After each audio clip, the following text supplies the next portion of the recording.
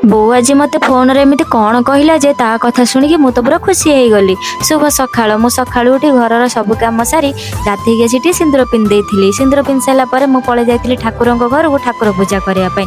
ଆପଣମାନେ ଗୋଟେ କଥା ଜାଣିଛନ୍ତି, ଆମ ଜୀବନରେ ନା ଏମିତି କିଛି ଲୋକ ଅଛନ୍ତି ଯିଏକି ଆମ ଆଗରେ ହସନ୍ତି, ଆମ ଆଗରେ ଭଲ କଥା କହନ୍ତି, କିନ୍ତୁ ଆମ ନାଁରେ ଆମ ପଛପଟେ ଖରାପ ଚିନ୍ତା କରିଥାନ୍ତି, ଆଉ ଆମ ନାଁରେ ଖରାପ କଥା କହିଥାନ୍ତି।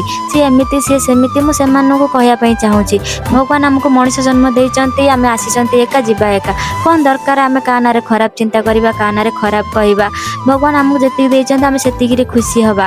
କାହାର ଧନ ସମ୍ପତ୍ତି ଦେଖିକି ଆମେ କେବେ ଈର୍ଷା କରିବା କଥା ନୁହଁ, କାହିଁକି ନା ଆମ ପାଖରେ ଯେତିକି ଅଛି ଆମେ ସେତିକିରେ ଖୁସି ହେଲେ ହିଁ ଭଲ। ଅଧିକ ଯଦି ଆମେ ଲୋଭ କରିବା, ଆମ ପାଖରେ ଯେତିକି ଅଛି ସେତିକି ହିଁ ଭଗବାନ ନେଇଯିବେ। ତ ଭଗବାନ ସମସ୍ତଙ୍କର ସବୁ କିଛି ସହନ୍ତି, କିନ୍ତୁ କେବେ କାହାର ଗର୍ବ ଆଉ ଅହଙ୍କାର ସହନ୍ତିନି।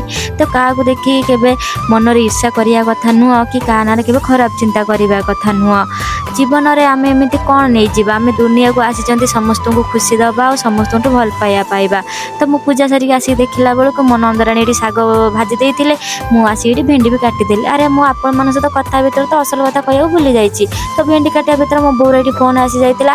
ମୋ ବୋଉ ଏଠି ମୋତେ କହିଲା କି ମୋ ମଝିଆ ଭାଉଜଙ୍କର ଗୋଟେ କୁନି ବେବିଟେ ହେଇଛି। ତ ତା କଥା ଶୁଣିକି ମୁଁ ତ ପୁରା ଖୁସି ହେଇଗଲି। ଆଉ ଆପଣମାନଙ୍କୁ ଯଦି ମୋ ଭିଡ଼ିଓ ଭଲ ଲାଗୁଛି, ସବସ୍କ୍ରାଇବ୍ କରିବାକୁ ଜମା ବି ଭୁଲିବେନି। ହଁ, ଆଉ ଲାଇକ୍ କରିବାକୁ ବି ଭୁଲିବେନି। ରହିଲି, ଜୟ ଜଗନ୍ନାଥ।